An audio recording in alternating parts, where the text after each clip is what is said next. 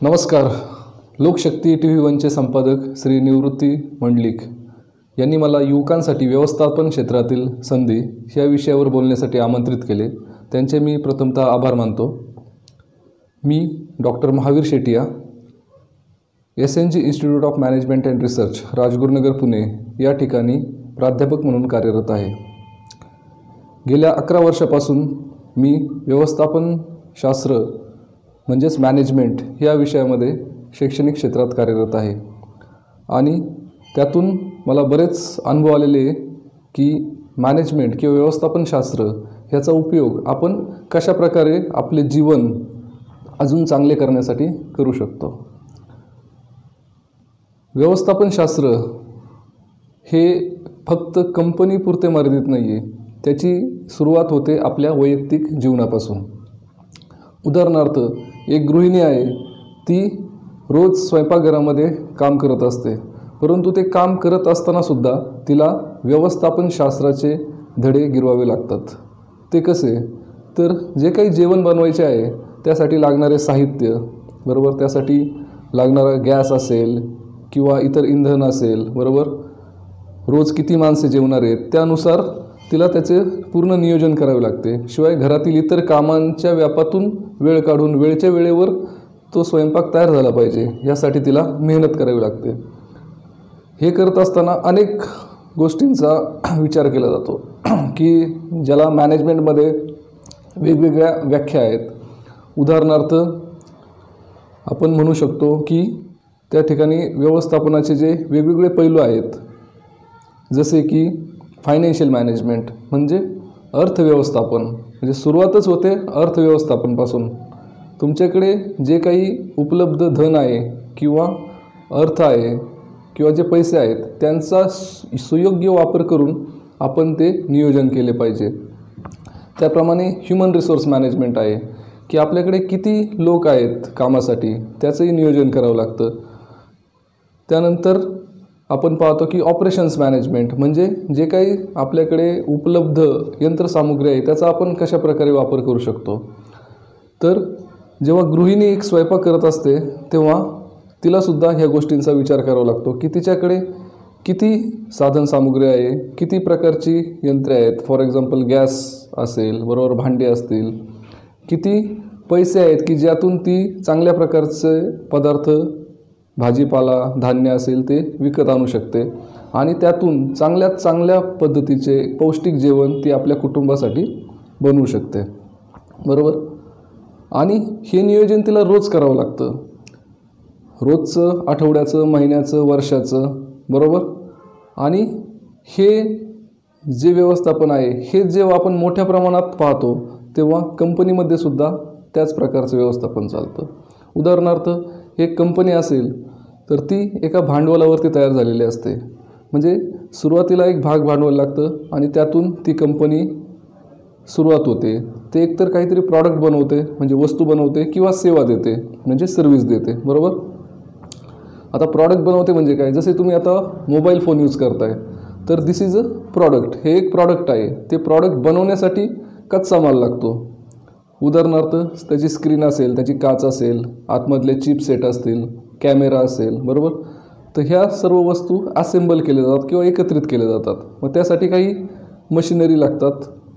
ते करण्यासाठी मॅनपॉवर म्हणजे मनुष्य बळाची आवश्यकता असते.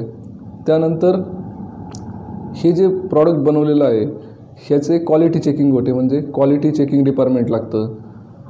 रिसर्च अँड डेव्हलपमेंट म्हणजे संशोधन डिपार्टमेंट लागतं. त्यानंतर प्रॉडक्ट बनवल्यानंतर त्याचं मार्केटिंग करावं लागतं, बरोबर. कारण जरी तुम्ही चांगला प्रॉडक्ट बनवला आणि तो तुमच्या कस्टमरपर्यंत पोहोचलाच नाही तर त्याचा काही उपयोग नाही. तर मार्केटिंग डिपार्टमेंट लागतं, बरोबर. तर हे वेगवेगळे प्रकारचे डिपार्टमेंट्स कंपनीमध्ये असतात आणि त्यातून जे काही प्रॉडक्ट तयार होतं ते जास्तीत जास्त लोकांपर्यंत पोहोचण्याचा प्रयत्न होतो.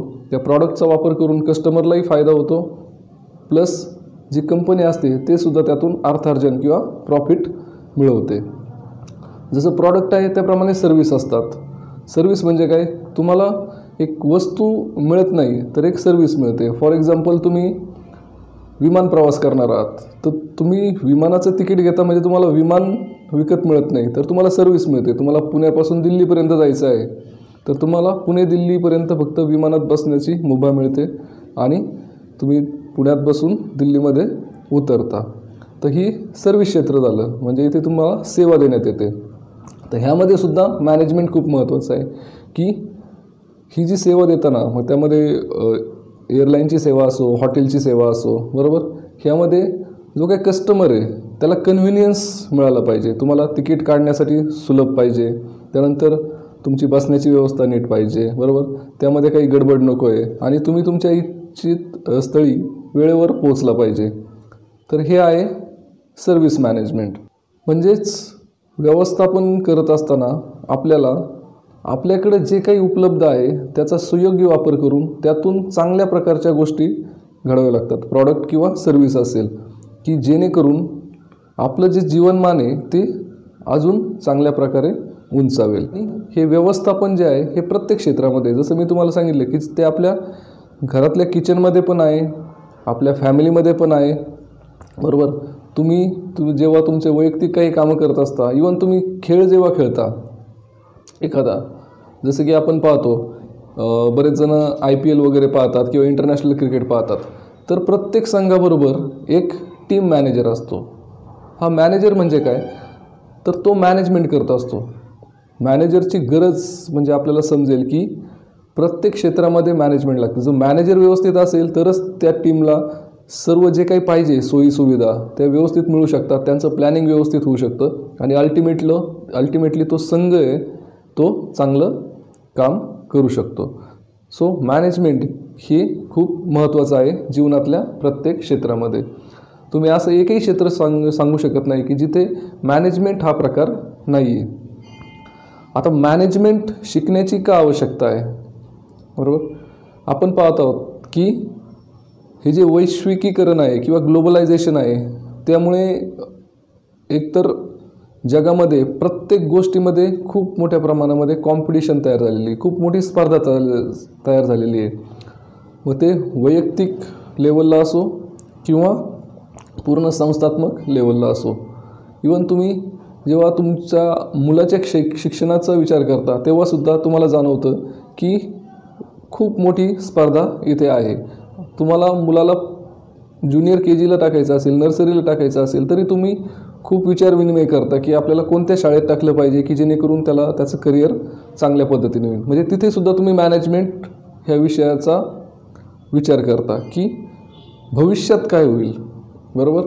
आणि हेच गुड आहे मॅनेजमेंटचं की मॅनेजमेंटमध्ये आपण विचार करतो फ्युचर फोरकास्टिंगचं, म्हणजे भविष्याची तरतूद आपण आत्ता करण्याचा विचार करतो. तर फोरकास्टिंग का करायचं, तर भविष्य आपलं अजून चांगलं होण्यासाठी, बरोबर. कारण तुम्ही मॅनेजमेंटशिवाय काही गोष्टी करत गेलात तर तुम्हाला पुढे जाऊन 5-10 वर्षांनी असं समजतं की आपण जर 10 वर्षापूर्वी हा विचार केला असता तर ही जी गोष्ट आहे ती अजून चांगली झाली असती. मी माझ्या मुलाला ह्या शाळेत टाकण्याऐवजी त्या दुसऱ्या शाळेत टाकलं असतं तर त्याला सपोज पर्टिक्युलर एका क्षेत्रामध्ये चांगलं करिअर करता आलं असतं. तर हेच आहे की कंपनीमध्ये सुद्धा काम करत असताना जर प्रॉपर प्लॅनिंग असेल, काही कंपन्या ज्या आहेत, टाटासारखी कंपनी असेल, बरोबर, पेप्सिकोसारखी कंपनी असेल, ह्या पुढच्या 25-50 वर्षाचा विचार करतात की आज 2021 चालू आहे, तो 2050 साली कंपनीचं काय प्रोजेक्शन असेल, बरोबर, त्यांचे कोणकोणते प्रॉडक्ट्स असतील आणि कोणकोणत्या ते सर्व्हिस प्रोव्हाइड करू शकतात. कारण का, जर आत्तापासूनच त्यांनी तयारी केली तर त्या दृष्टीने ते सेटअप करू शकतात. त्यांची रिसर्च अँड डेव्हलपमेंट टीम काम करते आणि अल्टिमेटली ज्या बाकी कंपन्या आहेत त्यांच्यापेक्षा अधिक वेगाने ते त्यांचे प्रॉडक्ट आणि सर्व्हिस कस्टमरपर्यंत पोहोचवू शकतात. कारण आपण पाहतो, तुम्ही जर मोबाईलचाच विचार केलात तर पूर्वी मोबाईल जे होते ते अत्यंत साधे होते, म्हणजे नोकिया 3310 वगैरे तुम्हाला आठवत असेल, बरोबर. नोकियासारखी कंपनी ही लीडर होती वर्ल्डमध्ये. भारतामध्ये तर साधारण 10 वर्षापूर्वी नोकिया सोडून तुम्हाला मोबाईल आढळतसुद्धा नव्हते. म्हणजे 100 मोबाईल तुम्ही पाहिले तर 99 मोबाईल हे नोकियाचे होते. परंतु त्या कंपनीकडून एक चूक झाली की त्यांनी जे फ्युचर फोरकास्टिंग आहे किंवा भविष्याचा जो विचार आहे तो केला नाही फार. कारण हे युग जे आहे ते टेक्नॉलॉजीचं आहे. टेक्नॉलॉजी कंटिन्यू चेंज होते. आणि ही चेंज होत असताना तुम्हालासुद्धा त्या बदलाबरोबर चालावं लागतं. नवीन आपल्याला आपण पाहतो की अँड्रॉईड असेल किंवा बाकी टेक्नॉलॉजी असतील, ॲपलची टेक्नॉलॉजी असेल, तर हे सर्व आलेले आहे. त्यातून स्मार्टफोनची निर्मिती झालेली आहे आणि मोबाईल हा नुसता बोलण्यापुरता मर्यादित नाही राहिलेला. इवन ह्या पॅन्डेमिकमध्ये सुद्धा तुम्ही पाहिलेलं आहे की मोबाईलचा वापर हा शैक्षणिक क्षेत्रामध्ये मुलांना शिकण्यासाठी असेल किंवा वर्क फ्रॉम होमसाठी केला गेलेला आहे. बरोबर, जवळजवळ अशी आपण म्हणू शकतो की 90% कामं ही आजकाल सेल फोनवरती होतात. तुम्हाला एखादं पेमेंट करायचं आहे ते सुद्धा तुम्ही ते करू शकता. तर नोकिया कंपनीने काय केलं की ते जे स्मार्टफोन सेगमेंटमध्ये खूप उशिरा आले आणि एक 2 ते 3 वर्षाच्या कालावधीत काय झाले, ती कंपनी मार्केटमधून आऊट झाली. बाकी ज्या कंपन्या आहेत त्यांनी फ्युचरचा विचार केला, पुढच्या 10 वर्षाचा, 20 वर्षाचा, 50 वर्षाचा विचार केला आणि नवीन नवीन टेक्नॉलॉजी आणत गेले. आणि ज्या कंपन्या पूर्वी अस्तित्वातही नव्हता, उदाहरणार्थ चायनामधल्या काही कंपन्या असतील, बरोबर, शाओमी असेल, बरोबर, किंवा इतर कंपन्या असतील, ह्या कंपन्यांनी अचानक भरारी घेतली. त्यांनी हाय टेक्नॉलॉजीचे प्रॉडक्ट्स असतील हे कमी कॉस्टमध्ये अवेलेबल केले आणि त्या वर्ल्ड लीडर झालेले आहेत. तर थोडक्यात सांगायचं काय की ज्या कंपनीजनी फ्युचरचा किंवा भविष्याचा विचार केलेला आहे टेक्नॉलॉजी संदर्भात, त्या पुढे गेलेल्या आहे. तर ह्या गोष्टीमध्ये आपल्याला मॅनेजमेंटची आवश्यकता जाणवते. आणि मागच्या आपण म्हणू शकतो की एक 20 वर्षाच्या कालखंडामध्ये जे ग्लोबलायझेशन आहे ते इतक्या मोठ्या प्रमाणात वाढलेलं आहे आणि इतकं फास्ट डेव्हलपमेंट झालेली आहे की प्रत्येक कंपनीला तिथे आता गरज भासते आहे की आम्हालासुद्धा चांगल्या प्रकारचे ज्यांच्याकडे मॅनेजमेंट स्किल आहेत अशी मॅनपॉवर मिळाली पाहिजे. त्यामुळे काय झालेलं आहे, मॅनेजमेंट जे आहे क्षेत्र त्यामध्ये करिअरच्या संधीही खूप मोठ्या प्रमाणात उपलब्ध झालेल्या आहेत. एखादी छोटी कंपनी असो किंवा मोठी कंपनी असो, त्यांना अशी लोक हवी आहेत की ज्यांना मॅनेजमेंट किंवा व्यवस्थापन ह्या क्षेत्राची सखोल माहिती आहे. बरोबर, आणि त्यातून कंपनीजना फायदा काय होतो की ज्या लोकांना मॅनेजमेंटविषयी माहिती आहे ते त्या पद्धतीने काम करतात, भविष्याचा विचार करून काम करतात, प्रॉपर प्लॅनिंगने कामं करतात आणि एका फ्लोमध्ये कामं चालली की त्याचा फायदा अल्टिमेटली लाँग टर्ममध्ये कंपनीलाच होतो. बरोबर, तर व्यवस्थापन क्षेत्र हे खूप मोठ्या प्रमाणात वाढलेलं आहे मागच्या 20 वर्षाच्या कालखंडामध्ये. जर आपण भारताचा विचार केला तर भारतामध्ये पूर्वी IIM ह्या संस्था होत्या, इंडियन इन्स्टिट्यूट ऑफ मॅनेजमेंट. आज आपण पाहिलं तर हजारो कॉलेज आहेत की जे मॅनेजमेंट एज्युकेशन प्रोव्हाइड करत आहेत. जर आपण महाराष्ट्राचा विचार केला तर महाराष्ट्रामध्ये आज 35,000 जागा आहेत वेगवेगळ्या कॉलेजमध्ये की ज्या तुम्हाला मॅनेजमेंट एज्युकेशनमध्ये मास्टर डिग्री प्रोव्हाइड करतात. आणि अनेक कंपन्या आहेत की ज्यांना हे जे व्यवस्थापन क्षेत्रातले जे मास्टर लोक आहेत ती हवे आहेत. आता मॅनेजमेंटमध्ये आपण विचार केला तर त्यामध्ये अनेक प्रकारच्या ब्रँचेस आहेत. सुरुवातीलाच आपण पाहिलं की त्यामध्ये आपण सांगितलं की फायनान्शियल मॅनेजमेंट, बरोबर, म्हणजे पैशाची मॅनेजमेंट. कारण पैसे हे काय असतात, लाईफ ब्लड असतात. म्हणजे जसं आपल्या शरीरामध्ये रक्त काम करतं की रक्त जर वाहत राहिलं तरच आपण जिवंत राहू शकतो, त्याप्रमाणे जर सिस्टीममध्ये पैसा असेल तरच कंपन्या ह्या चालू राहू शकतात. तर अर्थव्यवस्थापन हे खूप महत्त्वाचं आहे. तर त्याचं जे धडे असतात की फायनान्शियल मॅनेजमेंट कसं करावं, तर हे MBA ह्या कोर्समध्ये मास्टर इन बिझनेस ॲडमिनिस्ट्रेशन ह्यामध्ये फायनान्शियल मॅनेजमेंट नावाचं एक स्पेशलायझेशन आहे की ज्यामध्ये ते शिकवलं जातं. त्यानंतर ह्युमन रिसोर्स मॅनेजमेंट आहे. ह्युमन रिसोर्स म्हणजे काय, तर मनुष्यबळ. कोणतंही काम करायचं असेल तर तिथे मनुष्यबळाची आवश्यकता असते. मनुष्यबळ हे 2 प्रकारचे असतात. एक तर ज्यांच्याकडे कौशल्य आहेत ते मनुष्यबळ आणि कौशल्य विरहित मनुष्यबळ. तर सध्याच्या काळामध्ये कौशल्य असणारे मनुष्यबळ म्हणजेच ज्यांच्याकडे स्किल आहेत अशा मनुष्यबळाची खूप मोठ्या प्रमाणात आवश्यकता आहे. तर मग त्यांचं मॅनेजमेंट कसं करायचं, एक कंपनी आहे त्याचं सपोज एक पर्टिक्युलर कामकाज चालतं तर त्या कामकाजासाठी किती लोक पाहिजेत, त्यांना किती पेमेंट दिलं पाहिजे, बरोबर, त्यांची ग्रोथ कशी केली पाहिजे, त्यांना इन्क्रिमेंट कशी दिली पाहिजे, रिक्रुटमेंट करताना त्यांच्याकडे काय काय स्किल पाहिजे, ह्याचं सर्व मॅनेजमेंट हे ह्युमन रिसोर्स मॅनेजमेंटमध्ये केलं जातं. त्यानंतर ऑपरेशन्स मॅनेजमेंट आहे. ऑपरेशन मॅनेजमेंट म्हणजे कंपनीमध्ये जे ॲक्टिव्हिटीज चालतात, प्रोडक्शन असो किंवा सर्व्हिस ॲक्टिव्हिटीज असो, तर त्याचा फ्लो कसा असला पाहिजे आणि कमीत कमी वेळेत ऑपरेशन्स किंवा जे प्रोडक्शन ॲक्टिव्हिटी असेल, सर्व्हिस ॲक्टिव्हिटी असेल, हे कमीत कमी संसाधनांमध्ये जास्तीत जास्त आउटपुट कसा देता येईल ह्याचा त्यामध्ये विचार केला जातो. त्यामध्ये आपण उदाहरण घेऊ शकतो, कायझेन नावाची टेक्नॉलॉजी आहे. कायझेन म्हणजे काय की ज्यामध्ये तुम्ही कंटिन्युअस इम्प्रूव्हमेंट करता, म्हणजे सतत तुम्ही काय करता, जे आहे त्यापेक्षा अजून चांगलं करण्याचा प्रयत्न करता. ही जॅपनीज टर्म आहे. ओके. किंवा लीन मॅनेजमेंट आहे. लीन मॅनेजमेंट म्हणजे काय की तुम्ही जे वेस्ट आहे ते मिनिमाइज करायचं किंवा झिरो वेस्ट, जो कचरा आहे किंवा जो वेस्टेज जातो तो झिरो करण्याचा प्रयत्न करायचा. जो वेस्टेज नाही झालं तर अल्टिमेटली काय होतं, तुमचा प्रॉफिट वाढतो आणि तुम्ही चांगल्या प्रकारचे प्रॉडक्ट देऊ शकता. तर हे ऑपरेशन्स मॅनेजमेंटमध्ये शिकवलं जातं. त्यानंतर सप्लाय चेन मॅनेजमेंट आहे.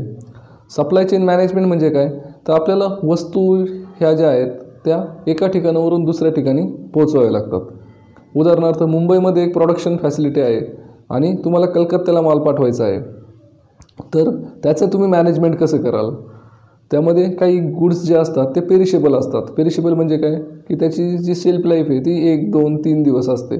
तर त्यांचं तुम्ही वेळच्या वेळेवर कसं त्याचं वितरण करू शकता हे सुद्धा महत्त्वाचं आहे. उदाहरणार्थ दूध असेल, दूध तुम्हाला एका दिवसामध्ये एका ठिकाणावरून दुसऱ्या ठिकाणी म्हणजे शेतकऱ्यापासून तर ग्राहकापर्यंत पाठवावं लागतं. तर त्यासाठी सप्लाय चेन मॅनेजमेंट कशा प्रकारे काम करतं ह्याचे धडे आपल्याला दिले जातात सप्लाय चेन मॅनेजमेंटमध्ये.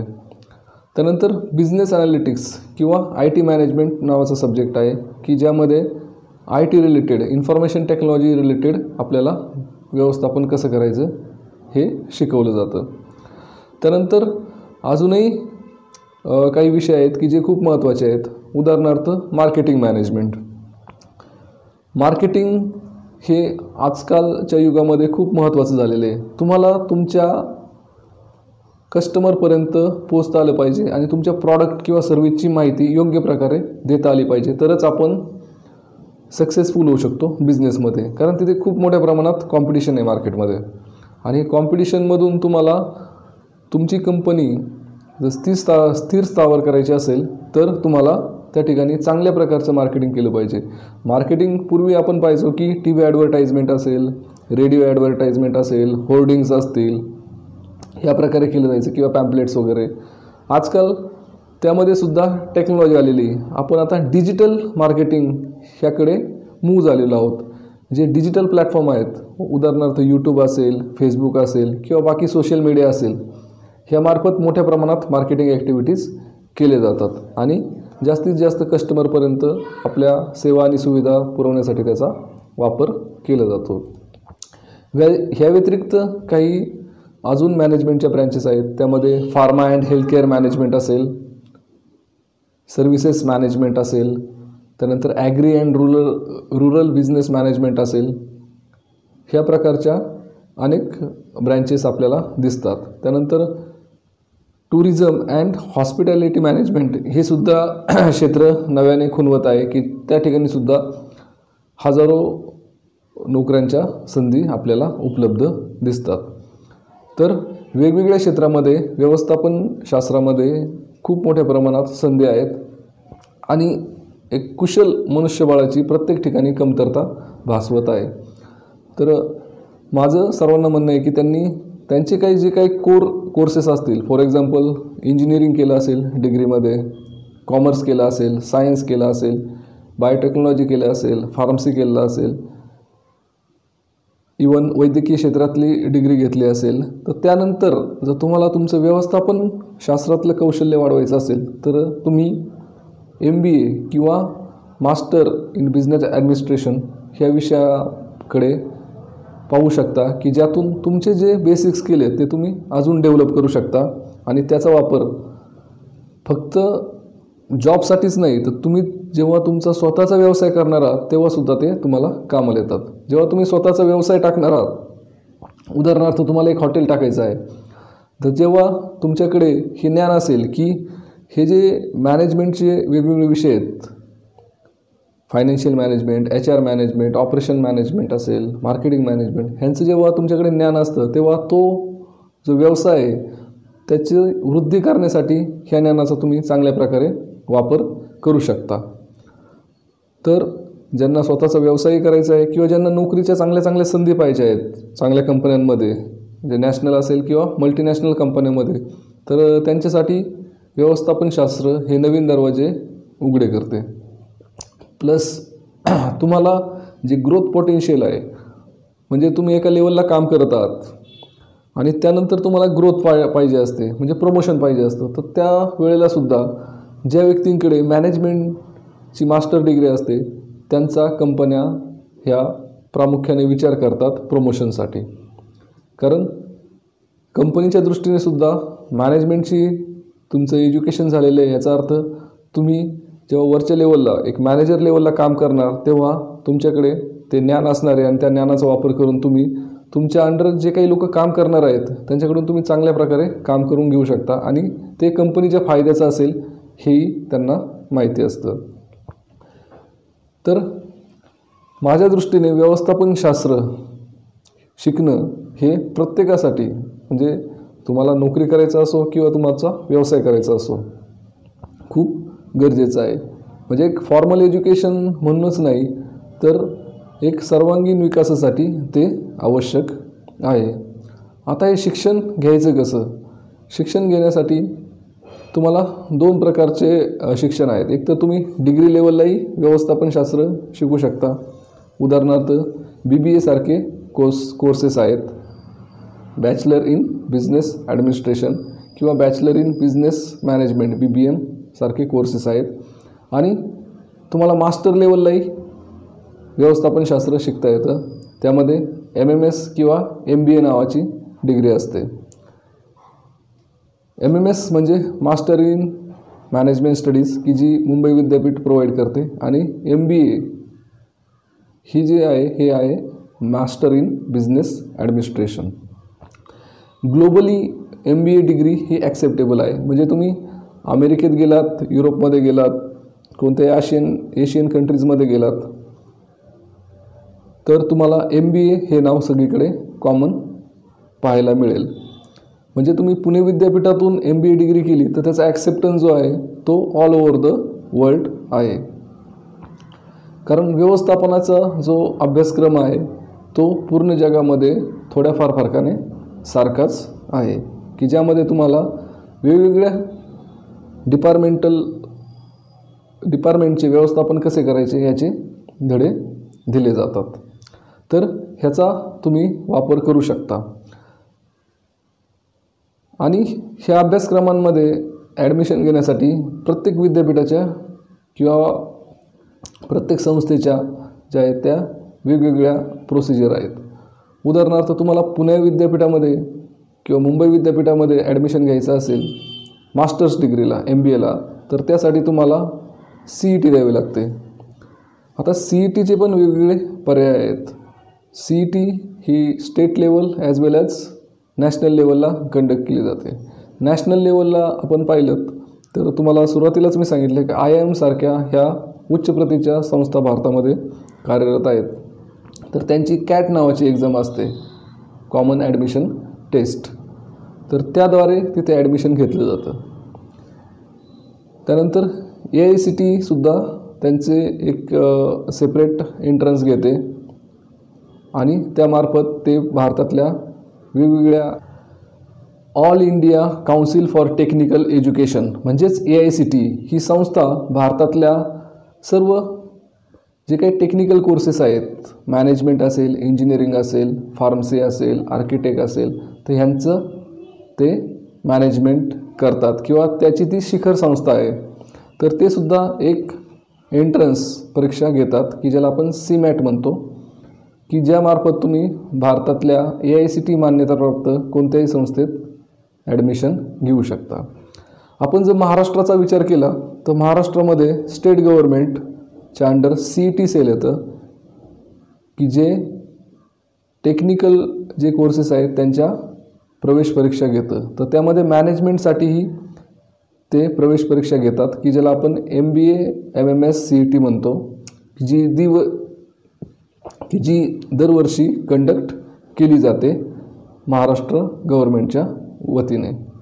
आता जेव्हा तुम्ही महाराष्ट्रातल्या कॉलेजेसमध्ये ॲडमिशन घेण्याचा विचार करता तेव्हा तुम्हाला जी स्टेट गव्हर्नमेंट CET घेते ती देणं खूप सोयीस्कर आहे. कारण जेव्हा तुम्ही स्टेट गव्हर्नमेंटच्या CETने MBAला ॲडमिशन घेता तेव्हा एकतर तुम्हाला चांगल्या कॉलेजेसमध्ये ॲडमिशन मिळतं की जे महाराष्ट्र शासनाकडून मान्यताप्राप्त आहेत, विद्यापीठाच्या अंतर्गत आहेत आणि AICT ॲप्रूव्ड आहेत. त्याशिवाय तुम्हाला तुमच्या मेरिटने ॲडमिशन मिळतं आणि राज्य सरकारकडून ज्या काही सवलती आहेत त्याचा तुम्ही वापर करू शकता.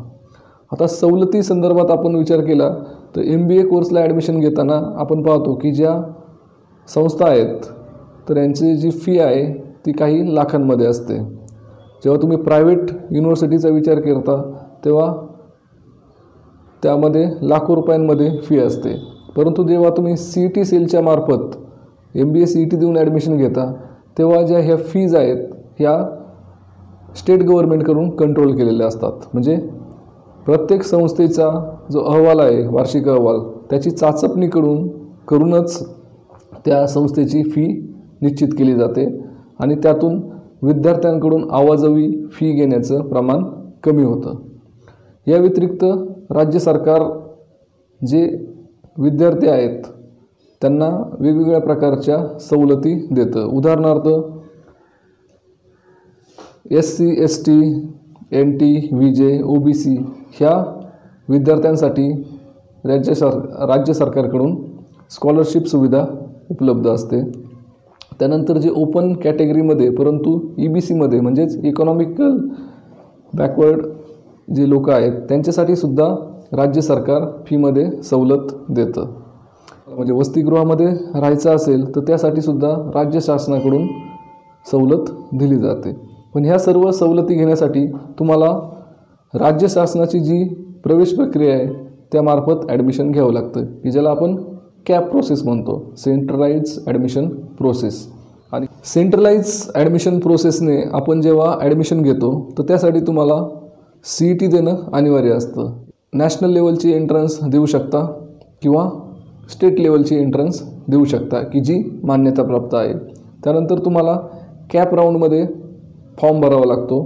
म्हणजेच सेंट्रलाइज ॲडमिशन प्रोसेस जे राज्य सरकार कंडक्ट करतं त्यामार्फत तुम्हाला तो फॉर्म भरावा लागतो आणि तुम्हाला एक मेरिट नंबर दिला जातो की तुमचा जे काही हजारो विद्यार्थी आहेत त्यामध्ये मेरिट नंबर किती आहे आणि त्यानुसार नंतर तुम्ही ऑप्शन फॉर्म भरून तुम्हाला जे कॉलेज हवे आहेत त्यांचं तुम्ही निवड करू शकता.